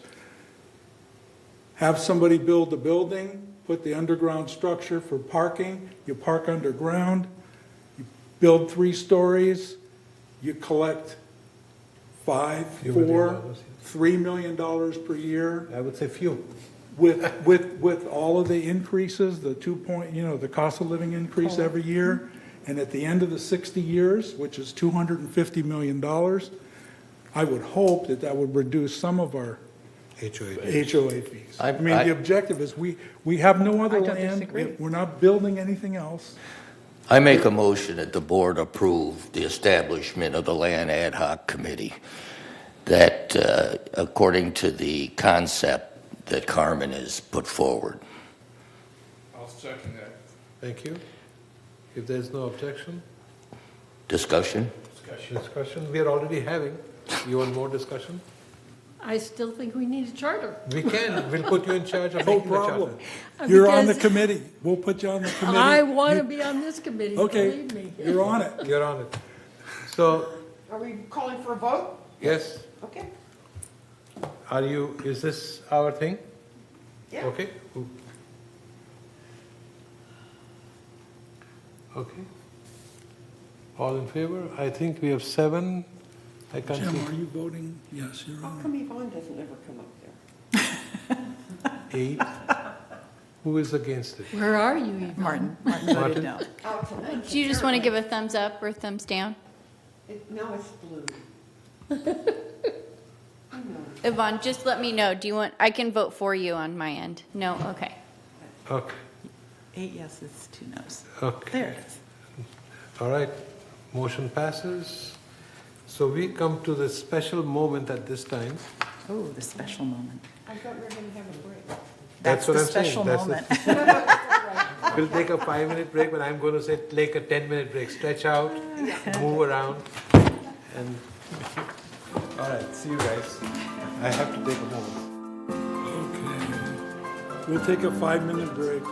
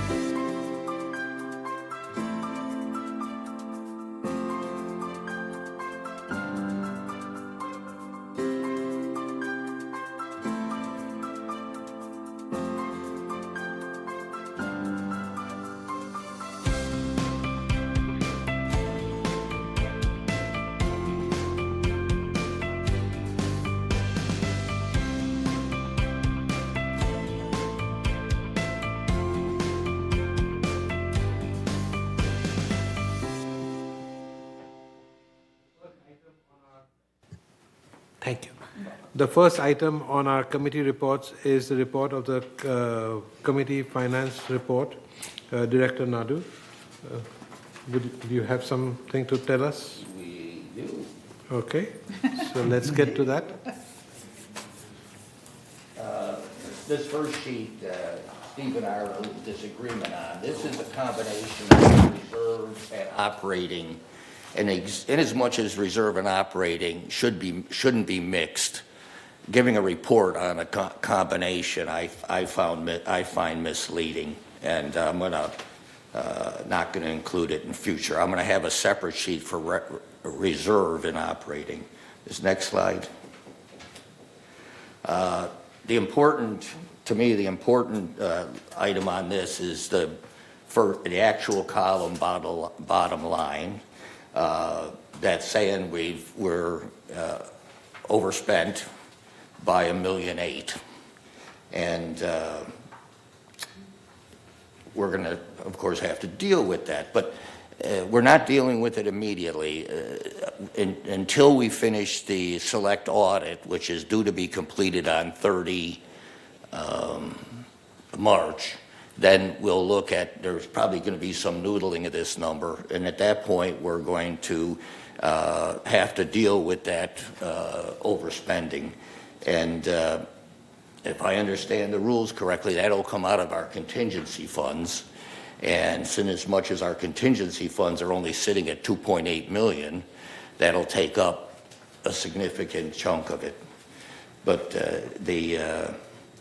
we can see that the budget, the important role is the actual. Next slide.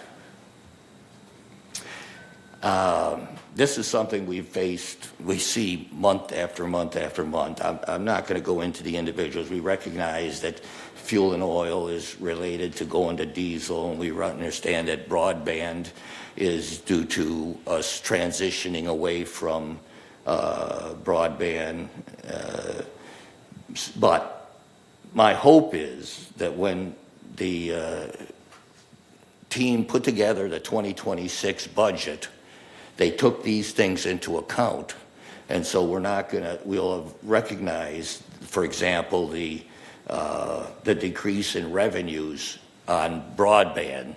So we're not going to be showing a deficiency. We've planned accordingly as far as that income is concerned.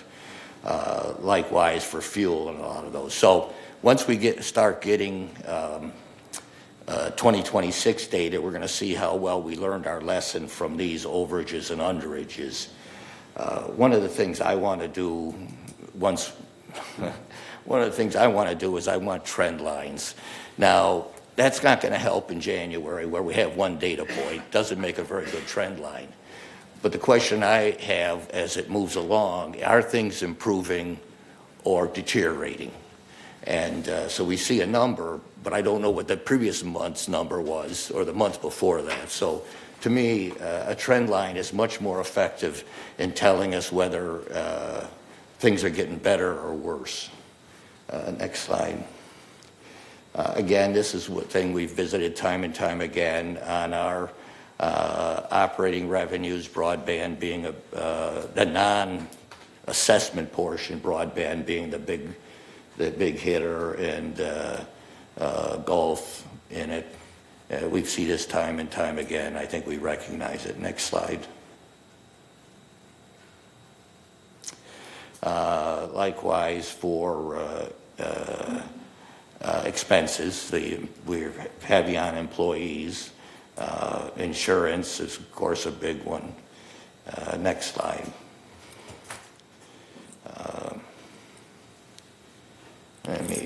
Let's see. This is the reserve slide.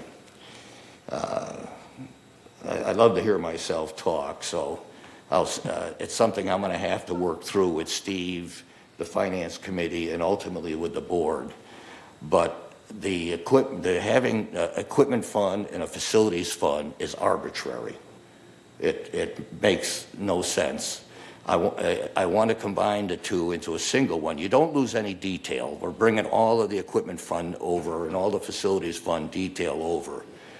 But when we keep it separate and we ask ourselves, what percentage funded are we? All we have to do is go back and add them back together and do a division versus having just a single set of numbers for all of the equipment and facility and all of the reserve. Also, I note on the trust facility fee fund, we're sitting at almost $17 million, and we don't spend money out of that fund. It's been a few years, I guess, since we've transferred. What happens, for those that aren't aware, is that Steve and I bring forward to the board a recommendation to move these funds over into the acting reserve funds. I was going to wait until after the audit's completed, and if I'm king, I'd move all 2025 and earlier funds into the reserve fund and let the facilities funds that we collect in 2026 start replenishing that fund. Just keep that separate. So for purposes of work we have coming down the pike, we are funded for it. Next slide. This is on the sales of properties. I'm curious, I'll ask it. Can you get loans on Third and United properties to buy them? Not on United. Neither of them? No. I don't know about Third. Third you can, not Third. on United. What was the question again? Can you get a loan, a mortgage on a property in Third? Yeah, sure. You can? Okay. The towers we can't, and United we can't. The reason I ask that question is when I look at the number, I ask myself, how much is the reduced sales associated with interest rates and the real estate problem? I see Steve standing here. Steve? Just a quick clarification, especially for United. So you can't get a Fannie Mae backed loan, but there are private lenders that offer loans that you have to jump through a couple extra hoops to accommodate those loans, but those programs do exist. So just as a minor clarification. Oh, I appreciate that. But as we see, the number of units sold has been dropping, and the appraisal or the sale price has been going up. I'm sure in the 2026 budget, there's a projection as to how many units will be sold. And in 2026, we're getting give or take 10,000 a unit, depending on the price that the unit sells for. So that's baked into the budget for 2026. Next slide, please. Now, this is 2025. Total appropriated and remaining encumbrance. Now, I'm a little concerned when I look at it. Well, let me ask Steve a question. Does this include or have the defunded items come out of this? So no, the defunding that you just approved today would not be removed from this because so they're still reflected in here. And how much did we do? I can't remember. How much did we defund? 1.5. $500,000? Yeah. It was more than that. It was 1.5, I think. I may be overstating it, but that's saying that we have about 28% unspent for, this is 2025 and earlier, right, Steve? It isn't just 2025. Correct. Okay. So because we did have unspent money from 22, 23, 24. So this is an accumulation of those. And without taking into account the defunded, we've got about 30% that we haven't spent. Now, to me, I at some point when I'll work with Steve on it, the question is this a budgeting problem? Is this a performance problem on the part of the people spending the money? But that seems rather high. the other, well, okay, that's enough for now, but this shows that we've got 8 million in 8 million of encumbrance from earlier years that is still being worked, less the defunded. Next slide, please. This is very simple-minded. This shows how much is in the equipment fund, the facilities fund, and the trust fund, and the contingency fund, which we're going to take a bite out of. The fact of the matter is, when the question is asked, what percentage funded are we? It's a combination of all three determines what percentage funded we are. And the goal, Steve informs me that VMS's goal, and I agree is a good goal, is that we stay at least 40% funded. Now, with broadband, we may dip below that briefly until we catch up. But I think the GRF, VMS, is doing a good job in keeping our reserves at a safe level. Next slide, please. If there is a next slide. No. I think you're done. That's it. Cool. Okay, next is, did you finish the treasurer's report, Jim? Oops. What was that? That last one was I think you did. The resale report. Yeah, you did the resale. I think we're all done. What Next was would the- be Madam Costello. What was the last item that I missed? Did I miss something? No, No, No? I think you did. we just had a separate page for the resale, if you wanted to talk about Okay. resale in more detail. Yes, well, as you community- can see from everything that we brought to you this month, from our CAC Activity Committee, we've been busy. We reviewed in one fell swoop all of the operating rules. And again, shout out to all of the committee members that did their homework and came prepared to do that with their comments. And it made it go much faster. We didn't think we were going to get through it, but we did. So we met on Thursday, January 8th, and our next meeting is February 12th, if I'm not mistaken. One of the things that I did, yes, Thursday, February 12th. One of the things that I wanted to point out, however, because it was discussed, was a continuation for the 2026 Unity Celebration. We talked about it. We had a very, very good and robust discussion. At the end of the day, we felt that there were many clubs that are better suited to do things like this than GRF, and so the motion failed. So we did not bring it forward. Other than that, we are meeting on February 12th, 1:30 here in the boardroom. Awesome. Next is the Landscape Committee report, and I will tell you that our last meeting was on November 17, 2025.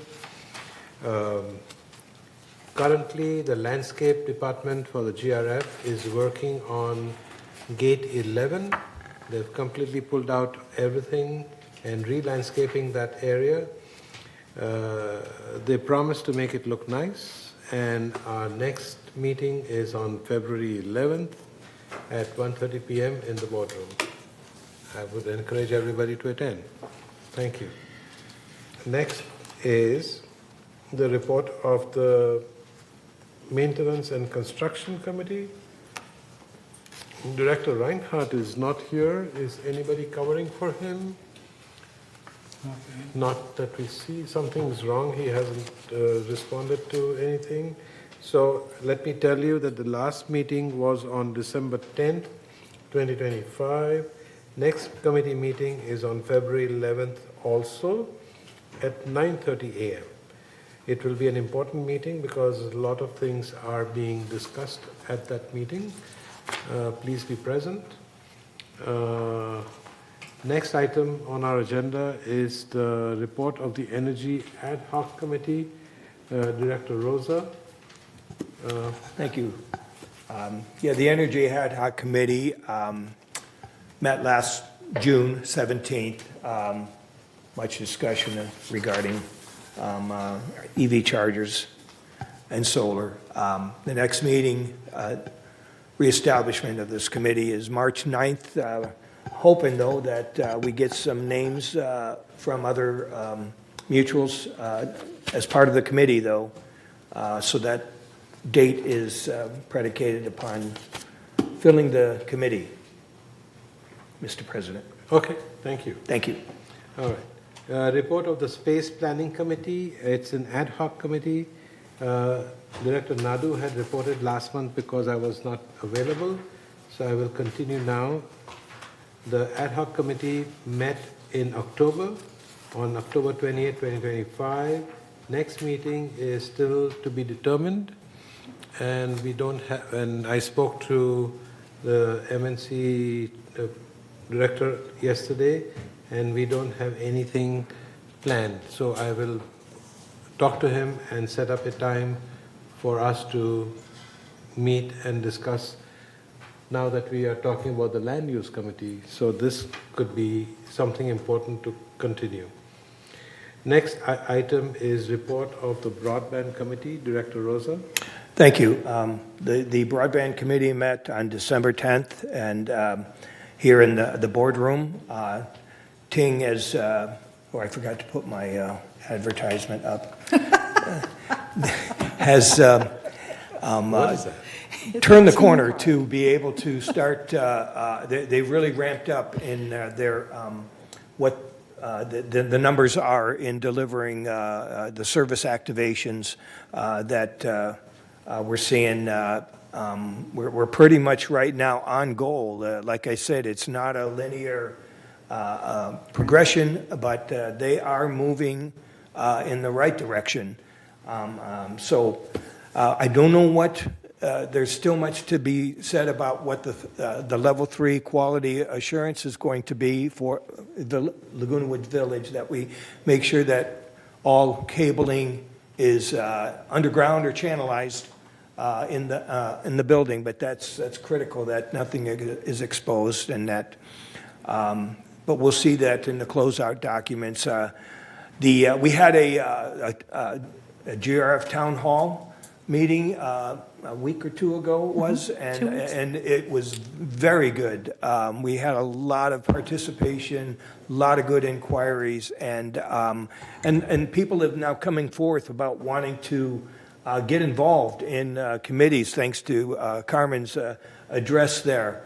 I was very happy to be getting some emails about that. Our next meeting with broadband is coming up here later this month. What is that? February 23rd. We're seeing that we know we're now into the contract here. We know that Ting Mobile is supposed to be delivering some services to us. Yeah, it's like they advertise on their website, but they're still negotiating things. But I know that it's time for something to come forth on that. And I know that we're fighting to get the fiber project done, but Ting Corporation has nothing to do with what Ting Corporation does with Ting Mobile. So they need to come back to us, and let's get going on that. The word for this year that people need to be thinking about is convergence or converging networks. Okay? What we're seeing now is with VMS and with Laguna Woods Village, we have now multiple departments that are providing now cloud-based products and services via streaming to residents and to business. We need to be looking at those costs. We need to be looking at those assets and those talents to make sure that we're doing things in the right way. It's just, it makes good business sense in going forth. And so think of the word converging. Okay. Convergence. Thank you. Thank you. Converging. Convergence. Okay, next item is report of the Mobility and Vehicles Committee. Director Costello. Yes, we met on Wednesday, December 3rd. At that time, we had a number of people come and express concerns about your sign down, a trial that we were running of converging bus routes 5 and 6 into a single route, to be designated as bus route 3. So it was a little early. We had a few bumps in the road, no pun intended. But we had a little bump in the road, but we all agreed that it would be best if we let the grand experiment continue on until our next meeting, of which is tomorrow. And we will get further information from our writers and from our VMS staff as to how successful the combination is. The benefit of that combination is there's savings to be had. There is some money that is being generated, not money being generated, but savings being generated from the combination of those routes. So before we move any further as to how best to utilize that, we want to make sure that our current bus route is meeting the expectations of our residents. So we will know more tomorrow. And we also looked at, which is another part, going back to what Bunny said about charters.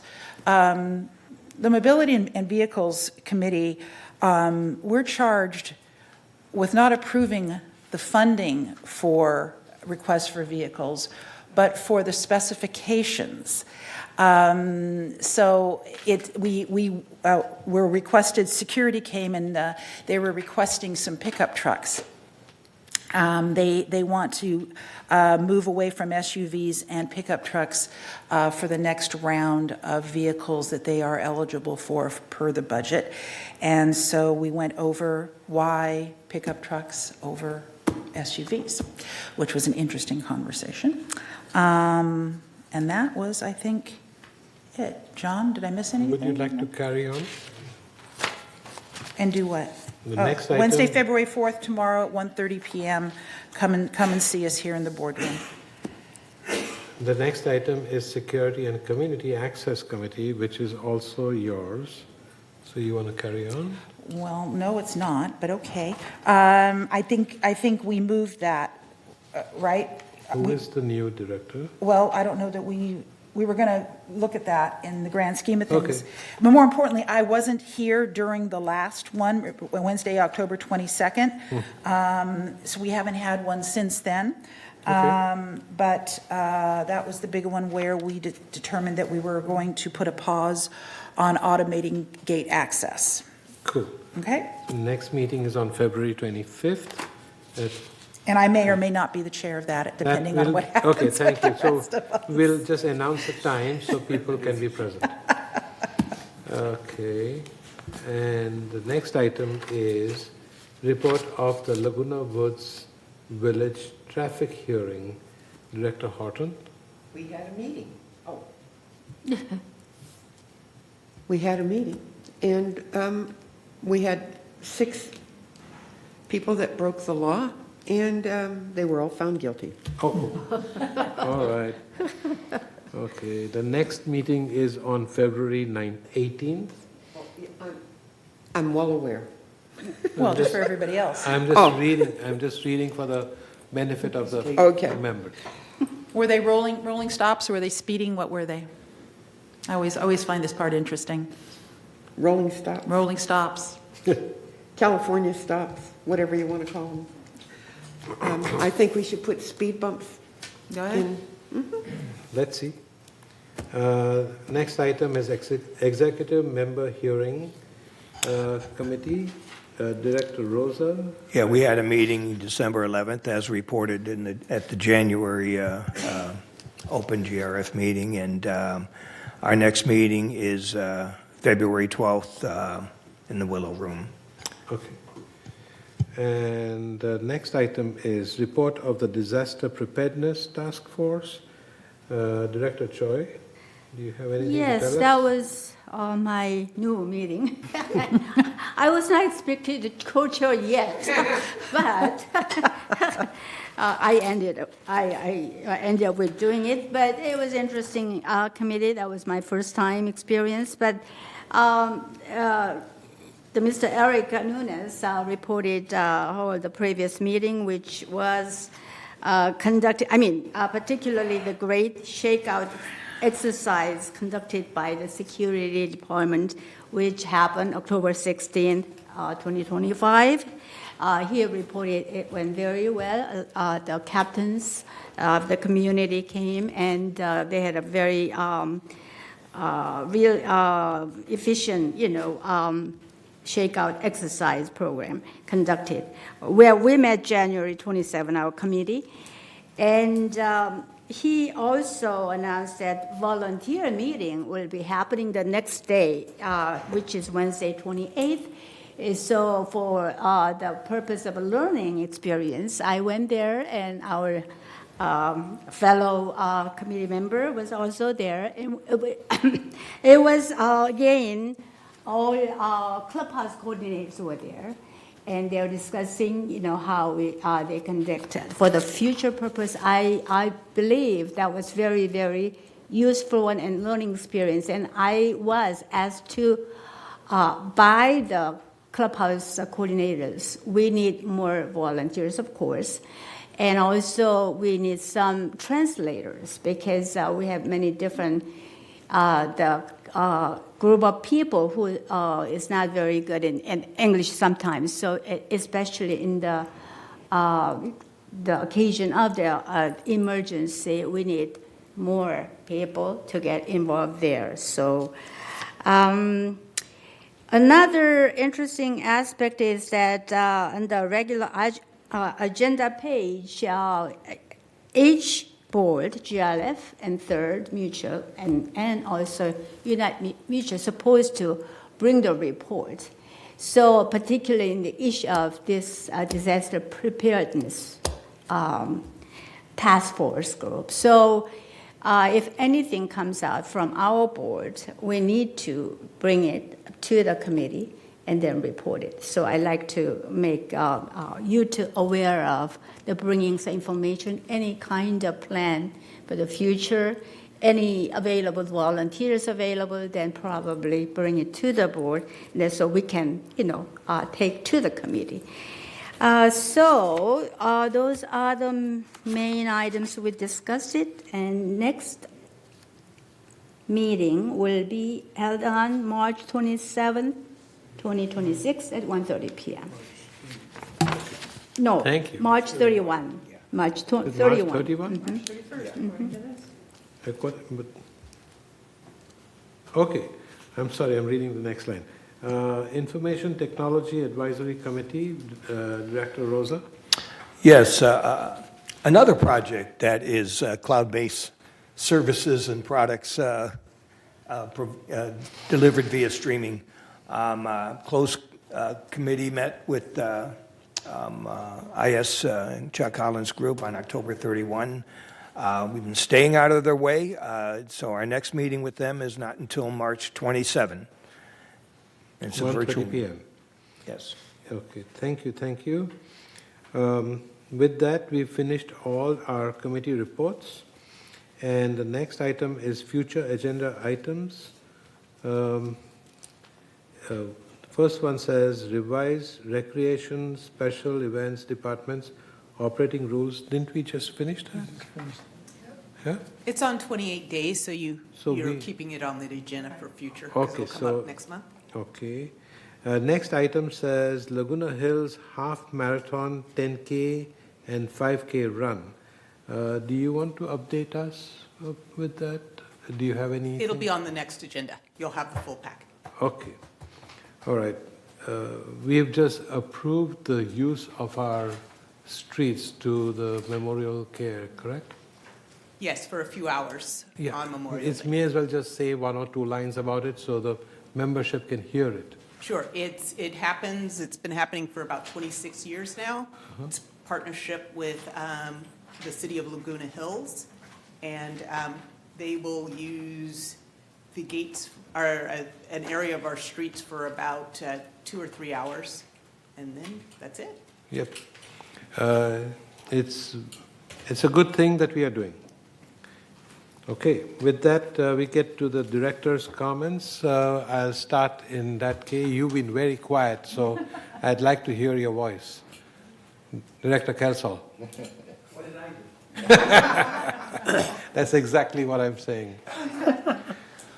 Say something. Hello. Hi. I don't have anything at this point to add other than I think everything's going well. Fabulous. And I'm proud to be on the board. Thank you. Director Cornell? I'm sitting here absorbing everything like a sponge Good job. and going, whoa, what did I get myself into? Nothing special, but right now you're doing good. Madam Carpenter? It is my pleasure to be on this board again. So I'm really looking forward to what we're going to be doing in the next year. Thank you. Thank you. Madam Horton? No comment, but Okay. thank you. Director Choi? I just transferred the message from several residents, especially from the Third Mutual, for the Ting project. And I don't know whether that project is included or not, but that the Third Mutuals, every building has their recreation room, the garage level, right? And they want to have the Wi-Fi there when everything is completed. So if the room needs a router and modem, whatever, they suggest us to consider to put it there and to make sure that that is available so that some of the groups having some meetings and so on. So I already transferred to Mr. Martin Rosa, but I just wanted to make a comment on it. Thank you. Yeah, the Information Services has 1,500 wireless access points, and I'm sure that that's figured into the rec rooms for all the buildings on Third. Okay. I want to say welcome, Bunny. I'm so happy that welcome, John. I'm so happy you guys are on here and look forward to working with you. Other than that, no comment. You already made a lot of them. Jeannie? I know, you said it all. One thing I would like, I'm seeing a lot of commentary about our resident services department and the ability to use credit cards in terms of transactions. I think that would be a win-win for our residents. And even if that requires them to have a credit card charge, I don't know I think the convenience charge would be accepted, or they have the option not to. But I'm seeing a lot of stuff on social media that they're complaining that they can't use their debit and credit cards for their transactions. According to them, they can't. They were told they couldn't. Maybe you want to include the printing room. That would, I think it's time for us to step into the 2000s and offer the ability for our residents to use virtual payment. Okay. You want to... I'm pretty sure that they can already use the credit cards and pay a convenience fee of 3.5. That's interesting because I thought so too, but there was back and forth about needing to get a new resident ID card. And a lot of commentary about the cost of a replacement resident ID card, which I didn't get into, but the fact that she pulled out her credit card, she said, and they refused the credit card, and she needed cash or a check. Okay. So, right. So just to get you up to date, the card is accepted by recreation, payment card, but not in that department. yeah, specifically said resident services. And the print shop, because Print shop doesn't take it either. yeah, because we get flyers printed on a regular basis, and we have to pay by either check or cash. Anyway, besides that, I'm so happy that one more time that we are all as one big board, all 11 members now, and it should make working really good and easy for all of us to follow. With that, I will... Carmen? welcome to our new board. It's nice to have a full boat. So we look forward to working with you. Thank you. Now it's my turn. Yes, sir. I want to tell you, it's patently absurd Say that to again? say that our VMS agreement is not a contract and doesn't have to be dealt with in public. It's bad enough that the CEO of VMS weasel word on it. What really disappoints me is that the board members didn't speak up and say that's an important contract. The residents should be done in an open board meeting. Now, some of the board members not be aware, but we don't have a contract with VMS at the moment. Our contract with VMS expired on 23 December. So maybe we as a board should be embarrassed that we didn't put a replacement contract in place with VMS before well into February. So yeah, maybe it is a good thing that we keep it behind closed doors and don't let the community know that we're doing a poor job in managing the contract with VMS. There's a letter out in August from our lawyer to VMS advising them that we are no longer going to operate under that contract effective the end of the contract, which I believe was 23 December. The previous board did a decent job. They put together a replacement agreement, and they sent that replacement agreement to legal. Legal approved the replacement agreement. The board, which raises the whole question, the board unanimously accepted that new agreement back in September. In around 23 September, our lawyer, our legal, sent that agreement to VMS to further approval. 23 September. Here we are, February, and we haven't heard back from VMS approving it. So And for that reason, that update. We haven't received anything from the VMS board. that's right, that's what I'm saying. We have not, since we gave it to them in September, and here we are in February, and they haven't gotten back to us. And they've allowed the contract to expire. So yes, let's take it behind closed doors. I don't want our citizens to know that what a poor job we're doing, making sure that we have a valid contract in place. Second item, This is just a director's comment. and that's what I'm doing. Second item, I sent an email to Siobhan, am I saying that right? Siobhan, asking for the incident report from the thing, from this pool thing. You know, we got notified that there was that incident. I wrote Siobhan and asked her for the incident report. With all due respect, she told me to pound sand. She says, VMS is an internal procedure that says they cannot share that incident report with me. There is should be no internal procedure in VMS that precludes them providing every bit of information that the GRF board requests. Now, she may say, well, there's sensitive information in it. Right. Well, I'll say that's great. I'm the perfect guy because I'm a very sensitive guy, so I can deal with it. That's no excuse. If she doesn't trust the board, tell us so. We should be able to handle sensitive information.